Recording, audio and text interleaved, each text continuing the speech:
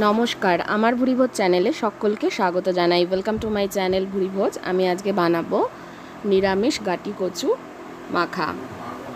তার জন্য এখানে গাটি কচুটাকে ভালো করে ধুয়ে পরিষ্কার করে নিয়েছি। আমি এটা ভাতে সেদ্ধ করে নেব। ভাত বসিয়ে দিয়েছি। এবার আমি এর মধ্যে গাটি কচুগুলো ছুলে গোটাই রাখবো, এটাকে কাটবো না। খোসাটা ভালো করে ছুলে ভাতের সঙ্গে সেদ্ধ করে নেব। ভাত সেদ্ধ হতে হতে কিন্তু এই কচুগুলো খুব সুন্দরভাবে সেদ্ধ হয়ে যাবে। ভাতের মধ্যে সেদ্ধ করে খেতে যতটা ভালো লাগবে, এটা কিন্তু প্রেশার কুকারে করলে অত ভালো হবে না। তো ভাত দেখুন হয়ে এসছে, কচুগুলোও সেদ্ধ হয়ে গেছে।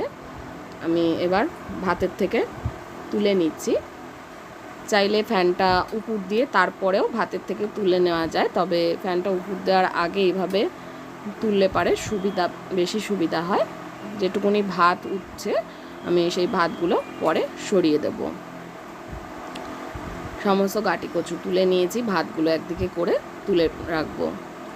কড়াই বসিয়ে দিয়েছি, কড়াইতে দিয়ে দেবো সর্ষের তেল। অবশ্যই এটা সর্ষের তেলে করব।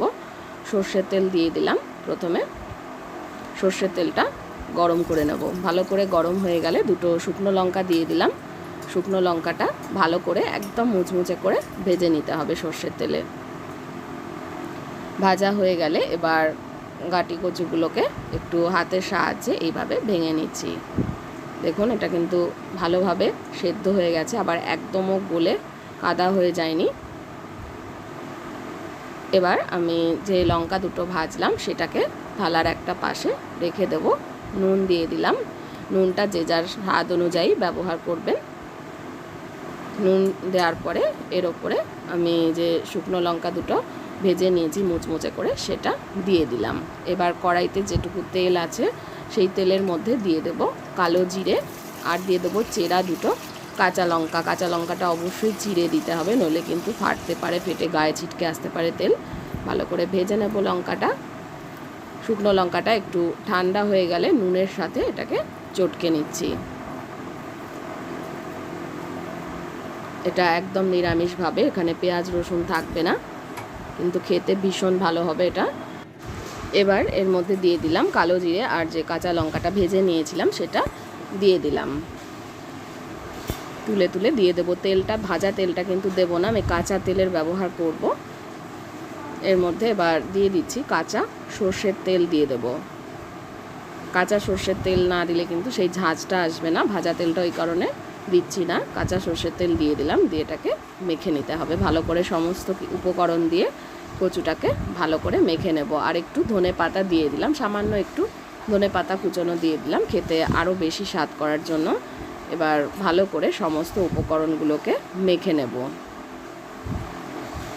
সুন্দর করে এইভাবে চটকে চটকে লঙ্কাগুলোকে ভালো করে মিশিয়ে মেখে নিতে হবে।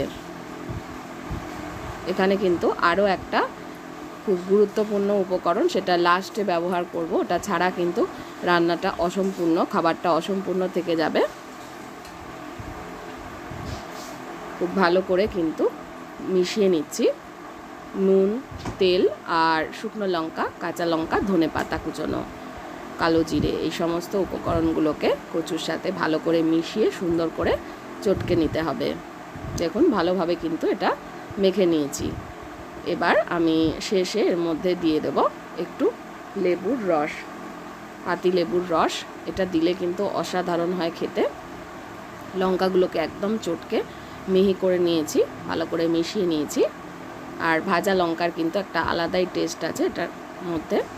এবার আমি এর মধ্যে দিয়ে দিচ্ছি লেবুর রস। লেবুর রস দিয়ে গরম গরম ভাতের সঙ্গে এটা সার্ভ করে দেবো। রেসিপিটা দেখার জন্য সকলকে অনেক অনেক ধন্যবাদ।